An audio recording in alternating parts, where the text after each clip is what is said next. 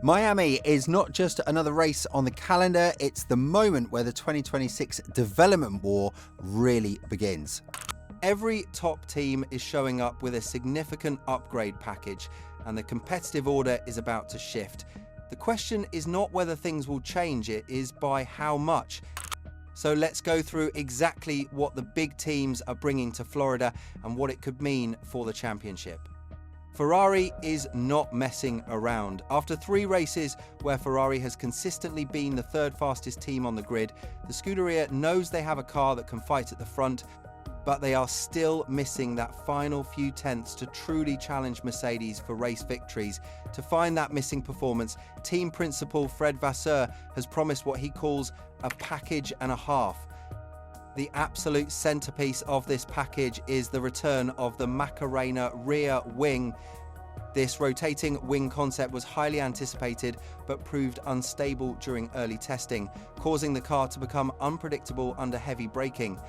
However, after a secretive 200-kilometer filming day at Monza last week, where both Charles Leclerc and Lewis Hamilton gathered crucial data, Ferrari believes they have solved the legality and stability issues.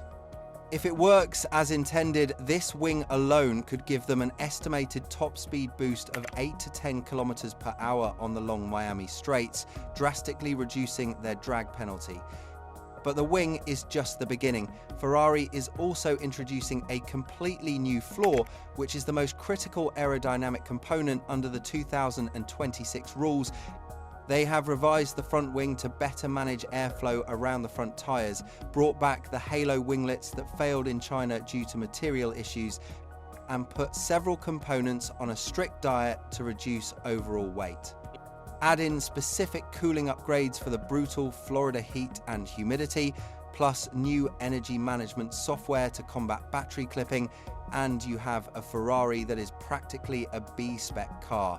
Then we have Mercedes. The reigning champions have looked pretty strong, but then Toto Wolff has been quite quick to warn that their early dominance is not guaranteed to last. They know the rest of the grid is coming for them, and they are certainly not standing still. Mercedes is bringing a significant upgrade package of their own to Miami. While they have been much more secretive than Ferrari about the exact details, paddock sources indicate a new multi-element front wing with revised end plates designed to increase aerodynamic efficiency by nearly 1%. They are also introducing floor modifications to further stabilize the W16 through medium-speed corners, an area where they have occasionally looked vulnerable. It is also worth noting that the ADUO conversation is heating up in the paddock. This is the FIA's system that allows manufacturers with a power unit deficit to develop their engines mid-season. Wolff has been vocal about the subject, arguing that ADUO should only be awarded where there is a genuine and measurable deficit. With Mercedes holding the strongest engine on the grid, they have every reason to push back against any broad application of the program. For them, the less development freedom their rivals get, the better. And that threat is largely coming from Red Bull. The Milton Keynes squad has had a surprisingly difficult start to the 2026 campaign.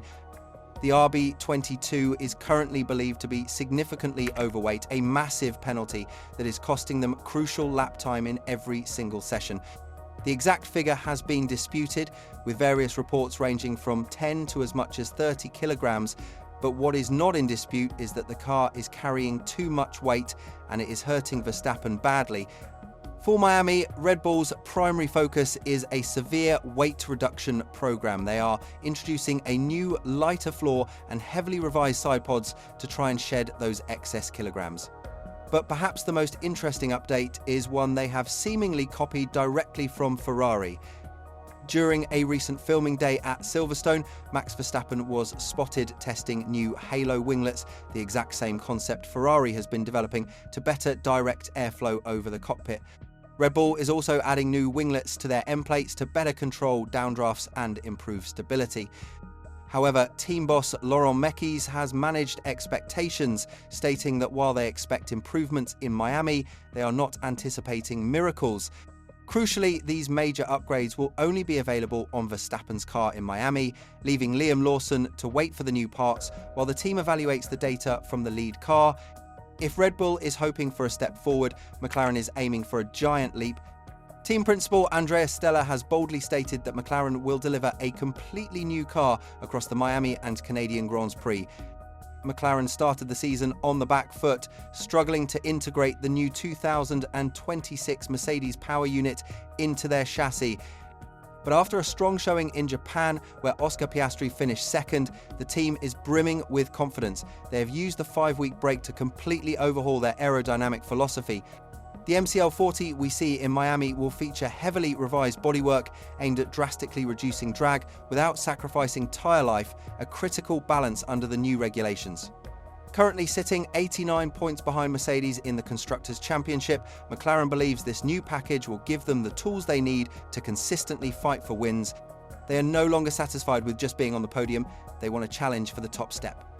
At the other end of the spectrum is Aston Martin. The Silverstone-based team is currently dead last in the Constructors' Championship with 0 points, largely due to severe vibration issues with their new Honda power unit. These vibrations have been so violent that both Fernando Alonso and Lance Stroll have expressed concerns about potential nerve damage. For Miami, Aston Martin is not bringing a massive aerodynamic overhaul. Instead, their entire focus is on survival. Honda's trackside general manager Shintaro Orihara confirmed that their engineers in Sakura have been working around the clock to develop countermeasures for the vibration issues. While this update is not expected to be a complete fix, it is a desperate attempt to make the car drivable and reliable enough to finally score some points. The team knows that until the engine issues are resolved, any aerodynamic upgrades will be largely ineffective. Beyond the top 5, the midfield battle is also set for a massive shake-up.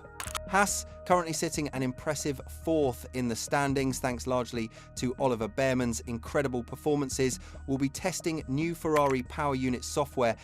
As a customer team, they are heavily reliant on Maranello's developments, and this software update is crucial for managing energy deployment under the new FIA rules. However, with Miami being a sprint weekend, they will have only 1 hour of free practice to get it right, putting immense pressure on the engineers to validate the data quickly. Alpine is also bringing hope to Florida. Franco Colapinto recently tested new aerodynamic upgrades during a filming day at Silverstone, and the team reports that the wind tunnel and CFD data look very promising. They are still working to fully understand their new Mercedes power unit, but these aero tweaks could help them move up from the lower midfield and start challenging for regular points finishes. The team is desperate to show progress after a difficult start to the year. Racing Bulls are taking a unique and aggressive approach. Because of the cancelled races, they are bringing a double upgrade to Miami, combining the package originally planned for Bahrain with the one intended for Canada. However, the team has already admitted that the Canada spec parts will likely be replaced after just 1 race as their relentless development program continues. It is a high-risk strategy, but one they feel is necessary to stay competitive in the tight midfield battle. Finally, Williams is bringing a lighter chassis to Miami. Both Alex Albon and Carlos Sainz have been losing over half a second per lap due to excess weight, a frustrating issue that has masked the true potential of their car. Their upgrades will focus on improving front grip and floor efficiency, hoping to pull themselves closer to the points-paying positions and finally show what the car is capable of when it is not carrying unnecessary ballast. Every team is bringing something. Every team believes they have found lap time. But in Formula One, upgrades only matter if they work in the real world, not just in the wind tunnel. With Miami being a sprint weekend, there is only 1 hour of free practice before sprint qualifying. The teams that can understand their new packages the fastest will have a massive advantage. The pressure is on and the stakes have never been higher. Will Ferrari's Macarena wing finally deliver the straight line speed to catch Mercedes? Can Red Bull shed enough weight to put Verstappen back in the championship fight? And will Aston Martin's completely new car be the silver bullet that they're hoping for? Let us know what you think in the comments below.